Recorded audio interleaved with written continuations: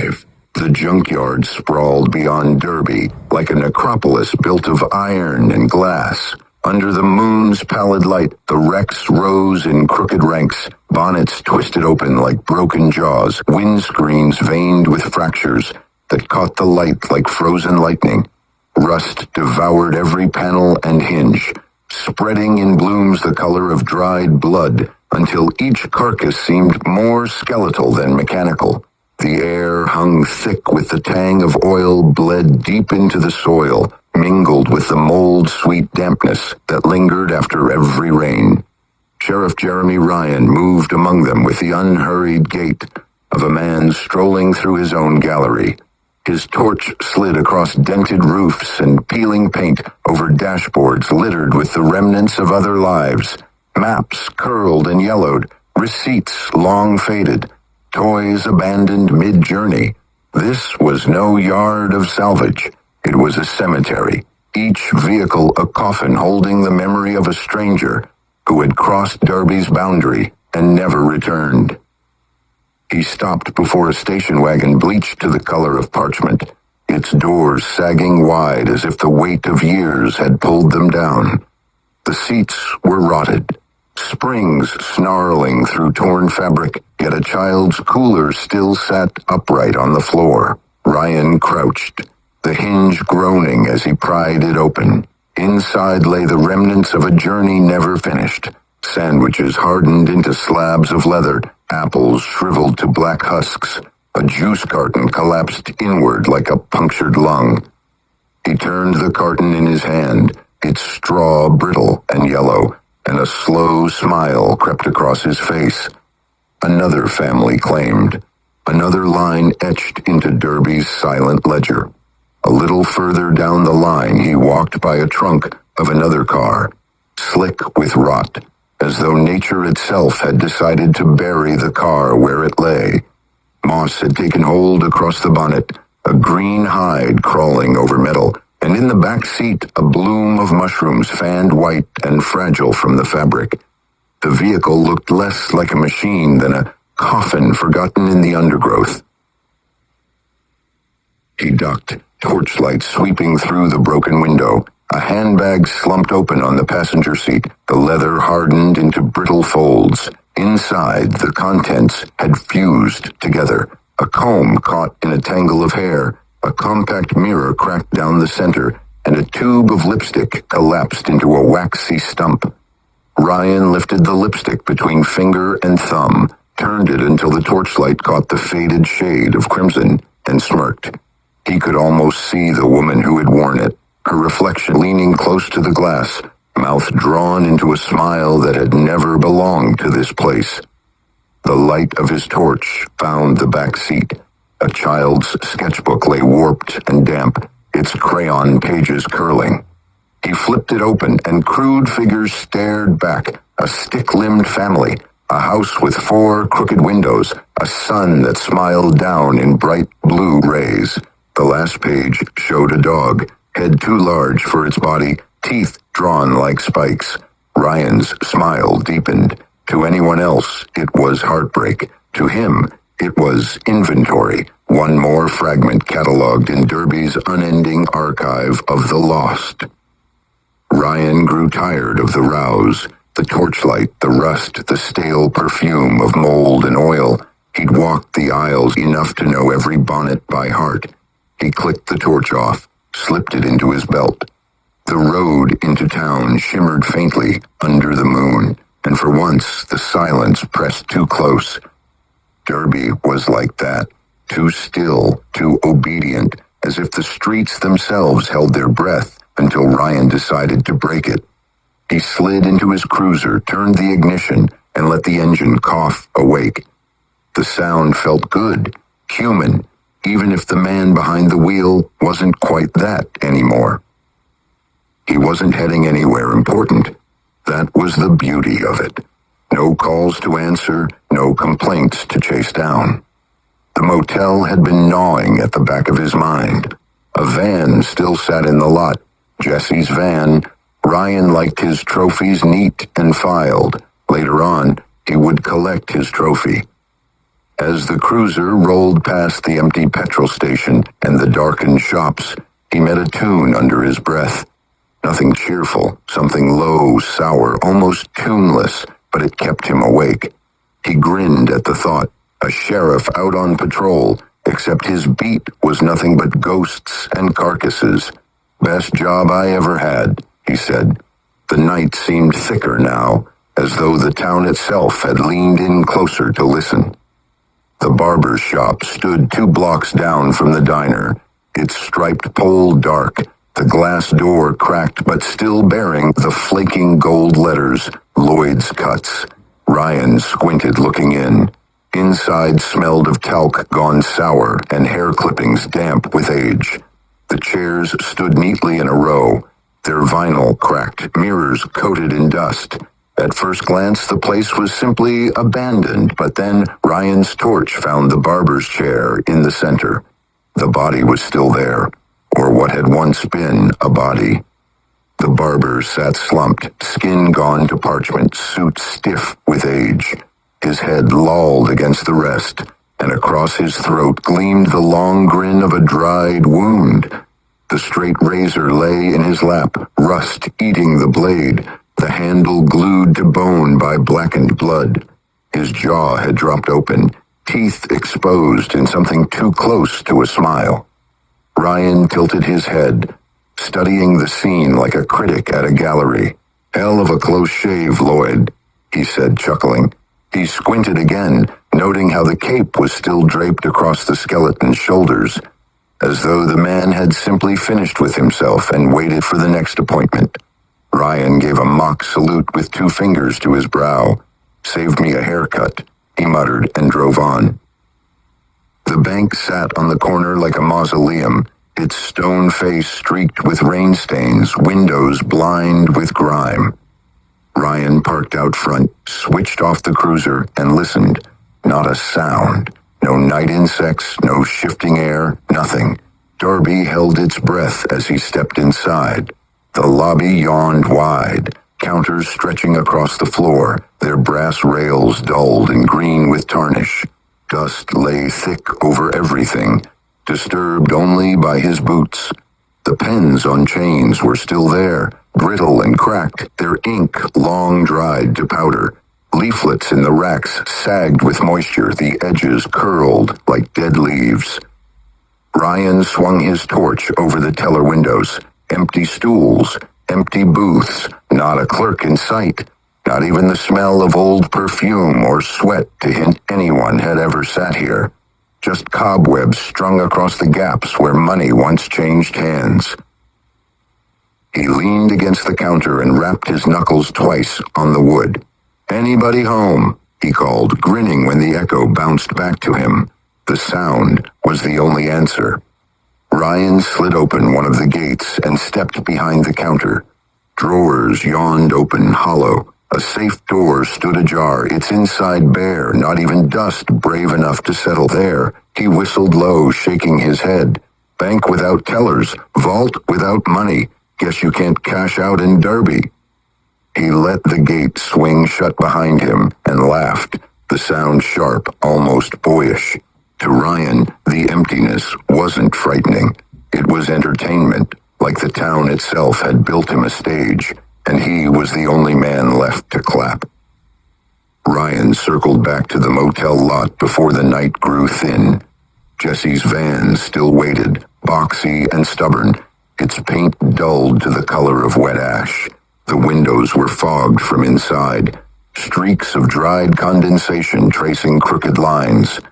It sat like a dog left out in the rain, loyal but useless. He climbed behind the wheel, ribs aching as he settled into the seat. The keys dangled from the ignition, a gift. Ryan twisted them, and the engine sputtered, coughed, and then roared awake, belching a cloud of exhaust into the air. He slapped the dash. That's more like it. The van reeked the way he remembered. Cheap cigarettes ground into the upholstery, greasy burger wrappers rotting in the corners, and the fine, bitter film of dust coating everything. It was the stink of the road, of a life lived in transit. all of it now reduced to a single vehicle waiting for the graveyard.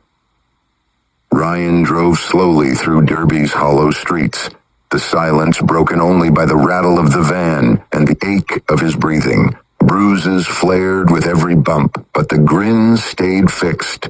Ahead, the junkyard rose like a wall of rusted teeth against the horizon. "Back where you belong," he murmured, guiding the van into the dark, as if Jesse's final chapter had always ended here.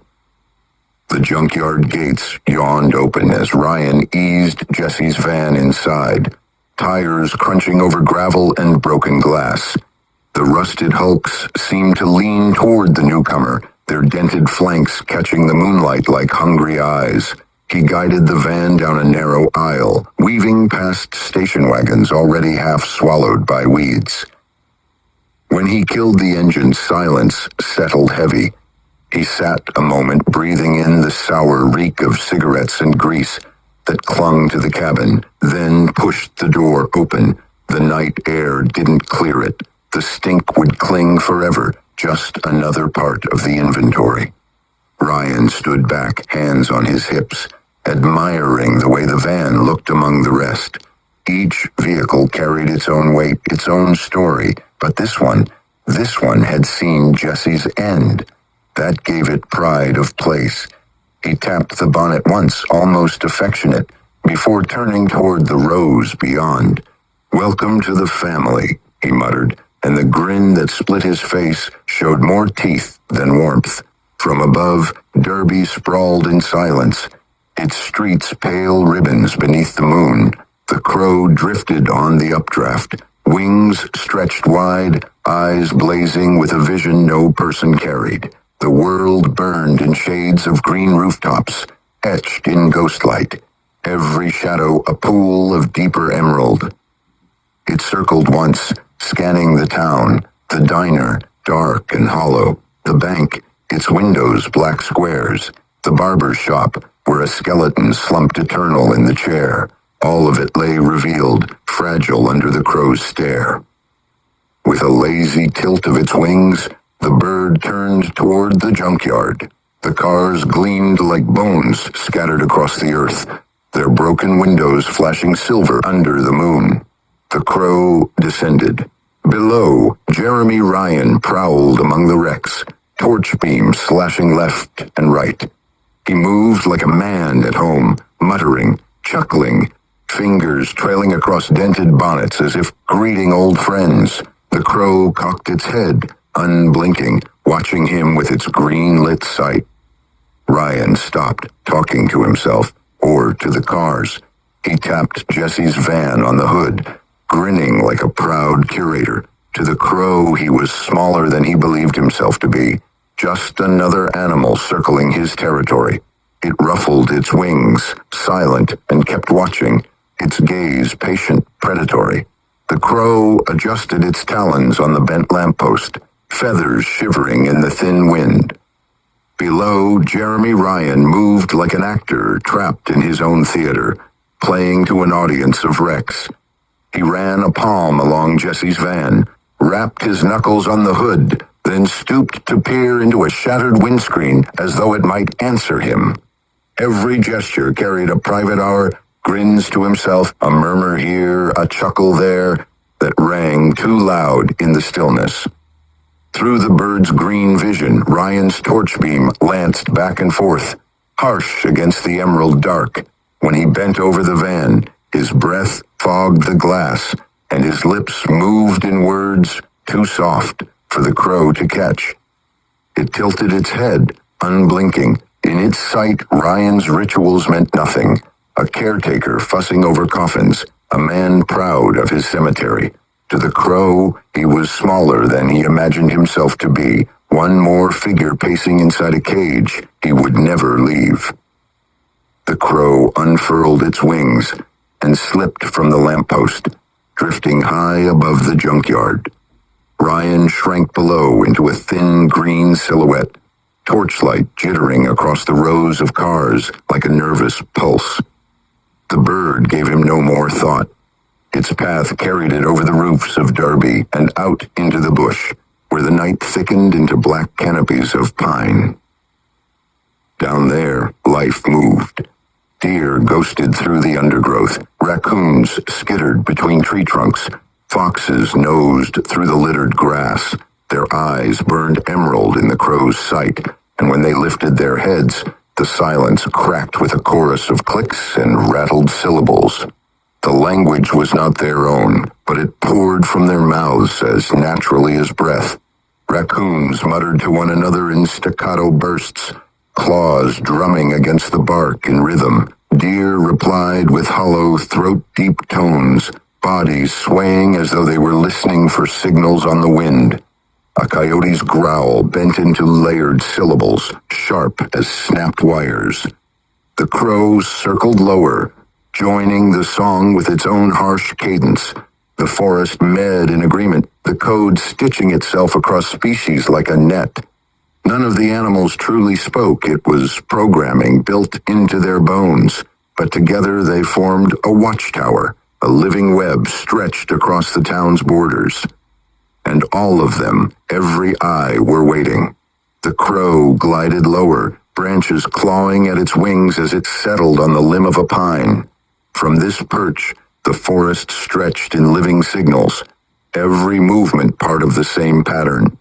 A pair of raccoons crouched near the ditch, paws twitching, eyes flaring green as they traded clicks so fast they blurred into one long pulse. Across the clearing, a buck answered with a guttural bellow, syllables layered like grinding stone. His antlers scraped against the trunk as he shifted, every sound carrying weight, carrying code. Farther on, a fox padded through the grass, tail lashing. It stopped, head cocked, throat vibrating with a frequency too sharp for human ears. Somewhere beyond, owls echoed the call, their voices bending into eerie harmonics that hung above the trees like a beacon. None of the words belonged to them, yet they spoke fluently, their tongues given over to a script older than Derbie's streets. The forest trembled with it, a language of surveillance, every note an instruction. Watch the road, track the scents, wait for the travelers who would come. The crow answered with a string of hard clicks, and the chorus quieted, as though awaiting its lead. For a moment, the bush itself felt alive, not with nature, but with something built into its marrow, something that never slept. In the clearing, the air vibrated with fractured syllables. Badgers clawed shallow trenches, marking the soil, while issuing guttural bursts that cracked like splitting timber. Foxes wove circles at the edge, yelps rising in jagged pitches that scraped the ear. From the branches overhead, squirrels clattered their teeth in quick fire rhythms, sharp as typewriter keys rattling a page. At the center stood the stag, antlers lifting like antennae tuned to invisible signals. His drawn groan rolled through the ground, pulling the smaller creatures into cadence. Hares drummed their feet against the earth, each strike landing with uncanny precision. Owls traced the tree line in tight arcs, their shrieks stretched into long metallic notes that cut across the layered racket. This was no chorus of instinct. The order was too exact, the pattern too deliberate. Every sound functioned as command, every pause as acknowledgement. The language bound them, welded predator to prey in one unbroken chain. The forest was not alive with conversation. It was alive with strategy, an unseen council arranging its sentries, waiting for the next pair of headlights to pierce the road. The racket in the clearing shifted into unity. Coyotes froze mid-step, ears cocked. Foxes halted their pacing, muzzles raised as though sniffing unseen orders from the sky. Even the owls stilled in mid-flight, wings holding a rigid line before they banked away in silence. The stag gave one last groan, and the sound fractured into silence that felt heavier than the noise. Every creature held its place. The net was drawn tight, every path watched, every border sealed. They were not waiting for the dawn, nor for prey to stumble blindly. They were waiting for instruction, an unseen signal that would tell them when to strike, when to close the trap. And when that moment came, none would hesitate. Back at the junkyard, Ryan still prowled among the wrecks, torch beams sliding across dented roofs and broken windscreens. He tapped Jesse's van once more, satisfied with its place in the row, then leaned against it as if posing for a portrait. Bruises shadowed his ribs, but his grin cut through the pain. To him, the silence was applause. The rusting carcasses were his parish, and he their preacher. Every car told a story, every trinket was an offering, and he was the man keeping the ledger. He chuckled to himself, low and rasping, then clicked off the torch. Above, the bird wheeled once more and vanished into the tree line. Beyond the fences, the forest watched with 1,000 green eyes. Ryan never looked up. He didn't need to. In his mind, Derbie belonged to him. The night disagreed.